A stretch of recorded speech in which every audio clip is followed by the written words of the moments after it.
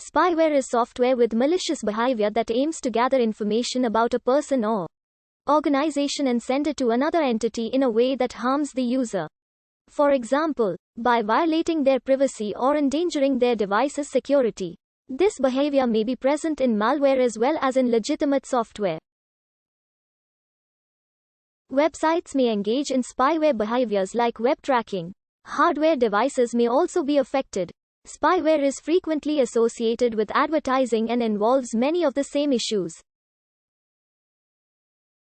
Because these behaviors are so common and can have non-harmful uses, providing a precise definition of spyware is a difficult task.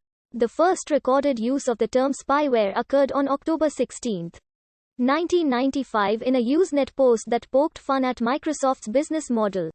Spyware at first denoted software meant for espionage purposes.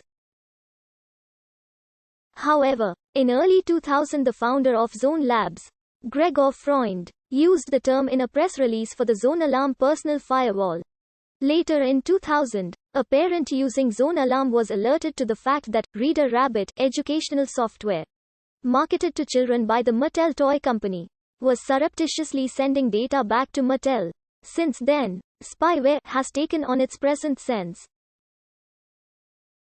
According to a 2005 study by AOL and the National Cybersecurity Alliance, 61% of surveyed users' computers were infected with form of spyware.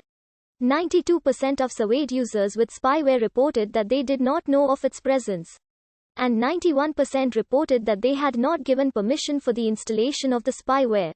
As of 2006, spyware has become one of the preeminent security threats to computer systems running Microsoft Windows operating systems. Computers on which Internet Explorer is the primary browser are particularly vulnerable to such attacks, not only because IE was the most widely used, but because its tight integration with Windows allows spyware access to crucial parts of the operating system. Before Internet Explorer 6 SP2 was released as part of Windows XP Service Pack 2, the browser would automatically display an installation window for any ActiveX component that a website wanted to install. The combination of user ignorance about these changes and the assumption by Internet Explorer that all ActiveX components are benign helped to spread spyware significantly.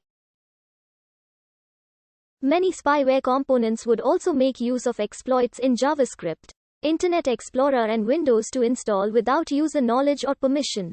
The Windows registry contains multiple sections where modification of key values allows software to be executed automatically when the operating system boots. Spyware can exploit this design to circumvent attempts at removal. The spyware typically will link itself from each location in the registry that allows execution.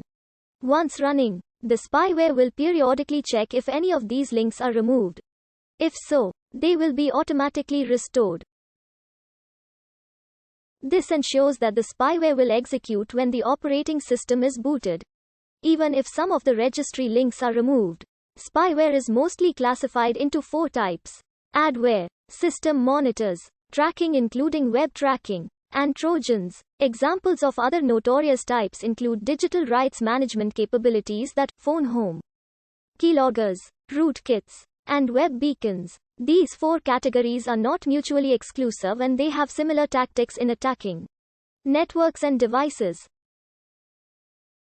The main goal is to install, hack into the network, avoid being detected, and safely remove themselves from the network.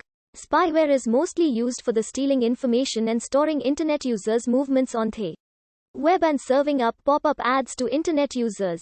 Whenever spyware is used for malicious purposes, its presence is typically hidden from the user and can be difficult to detect. Some spyware, such as keyloggers, may be installed by the owner of a shared, corporate, or public computer intentionally in order to monitor users. While the term spyware suggests software that monitors a user's computing, the functions of spyware can extend beyond simple monitoring. Spyware can collect almost any type of data, including personal information like internet surfing habits, user logins, and bank or credit account information. Spyware can also interfere with a user's control of a computer by installing additional software or redirecting web browser. Some spyware can change computer settings, which can result in slow internet connection speeds, unauthorized changes in browser settings, or changes to software settings. Sometimes, spyware is included along with genuine software, and may come from a malicious website or may have been added to the intentional functionality of genuine software. In response to the emergence of spyware, a small industry has sprung up dealing in anti-spyware software.